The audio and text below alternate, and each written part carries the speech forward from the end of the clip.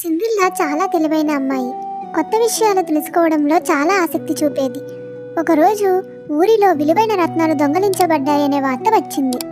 అందరూ భయంతో ఉండగా రాజకుమారుడు దొంగను పట్టిస్తే మంచి బహుమతిని ఇస్తాను అని చెప్పాడు. అందరూ ప్రయత్నించినా దొంగను మాత్రం పట్టలేకపోయారు. కానీ సిండ్రిల్లా మాత్రం ఈ సమస్యను తన దృష్టిలో పెట్టుకుంది. ఆమె రాత్రి దొంగను పట్టుకోవడం కోసం ప్రతి ఇంటిపైన దృష్టి పెట్టింది. ఒకరోజు రాత్రి తన చెల్లెలు అనుమానంగా ప్రవర్తించడం గమనించింది.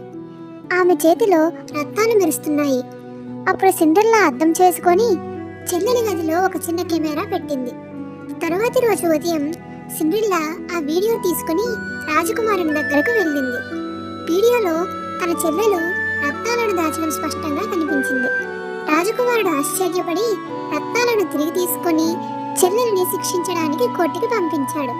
రాజకుమారుడు సిండ్రిల్లాకు మంచి బహుమతి ఇచ్చి ఆమెను ఉగ్ర డిటెక్టివ్ అని ప్రశంసించాడు. దీని ద్వారా మనం తెలుసుకోవాల్సింది ఏంటంటే, నిజాయితీ, తెలివి, ధైర్యం ఉంటే ఏ సమస్యనైనా పరిష్కరించవచ్చు. Please do like, share, subscribe and comment.